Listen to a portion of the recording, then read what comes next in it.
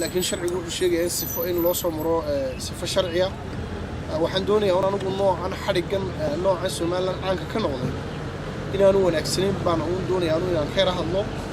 qofka la yaqaano ee magaca leh ee mas'uulka ah ee baxsanayn adduunyadu xadhig mar haddaan dambi weyn oo ninkaasi ku khasbaya in waddanka ka cararo aanu jirin waxa ku filan in waaran loo keeno la yiraahdo maalin hiblaayo maxkamadda kaalay waxaad ku eedaysatay dembiga eedaysanuhu uu qabsado looyarkiisa dabeetana uu halka isku difaaco maxkamaddu ama ay ku cadaysto dembigu ku cadaado la xiro ama markaasi tuunkii iyo eedii loo soo jeediyay laga laabo xadhigadan imika waxay daaran yihiin maxamed baashe iyo ragii ka horeeyay lagu la kacay waa xadhigyo ujeedada laga leeyahay ka dambaysa ay tahay in la aamuso oo dadka la caburiyo oo marka dalka yare Soomaaliland ee loo soo dhintay ee la doonayay inuu ka qurux badnaado ka duwanaado wadamada geeska Afrika in laga dhigo wadan xun oo fool xun oo xuquuqda qofka muwaadinka ah lagu tunto Soomaaliland ma aha inay noqoto dal magaceeda lagu dulmo muwaadiniinta Soomaaliland iska leh muwaadin kastoo la xirayo waa in sharciga loo soo maraa waa sharcigeenu dawlad ku nahay haddii sharcigaasi maalin walba la laalo oo maalin walba qof la dulmo waxa weeye marka Soomaaliland aad u fool xun bay noqonaysaa dad fara badan oo Soomaaliland baan shaki gelinaysaa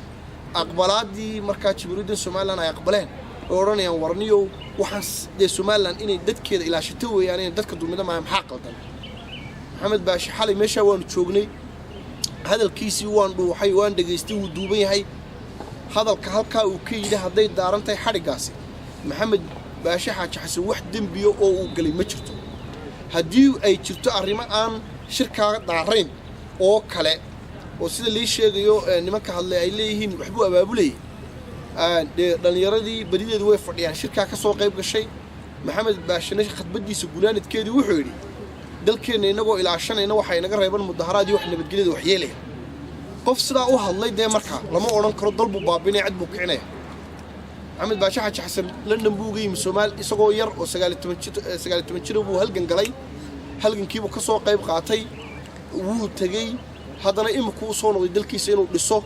marka in qofka muwaadinka saasoo kala in xuquuqdiisa la ilaaliyo weeye maxamed baashi xanuunadiisa iyo dhibaatooyinkiisa kala qaba xalay 12 barkii baa la qabtay waxaan isku daynay in dawadiisa si uu helo waxaan ugu adkaatay xitaa saldhigu ku xidhay inaan ogaan saaka saldhigu koodbuur baan ku lugoonay ka dhaxaano haddana nimi CID tagabana la yiri CID baanu tagnay maxkamadda tagabaa la yiri inankii dawada siday naftuba waxay kaga baxdayba ma garanaysa 12 ka xalayna waa la qabtay marka xitaa haddaanay xitaa de sharciga aanu damaanad qaadin muwaadinka xanuunsanaya marka xitaa la xidho dawadiisi inuu helo xilligii ku haboonay marka waxa weeye dadku muwaadiniintu ha iska dhintaan weey wax walbana muwaadinka naftiisa ka qaalisan marka Soomaaliland waxaan leenahay ragga talada hayo Soomaaliland ha fool xumaynina haddii ninkaas hadal ku xiran yahay raggii hadlay waa anaga halkan fadhiinada intuu yiri baan niriye sharci waxaan wada qabto haddii maxamed baashi xaaji xasan waxaan wixii halka laga yiraahin ku xiran yahayna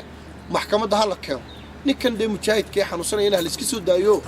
dawladkiisa iska saxdo haddii dambi ku haystaan maalinta iyo saacadda qabsan maxkamadda inaga keenin intaasaan oran lahaa walaalaha kaliya madaxda kale ku soo dhaweynaya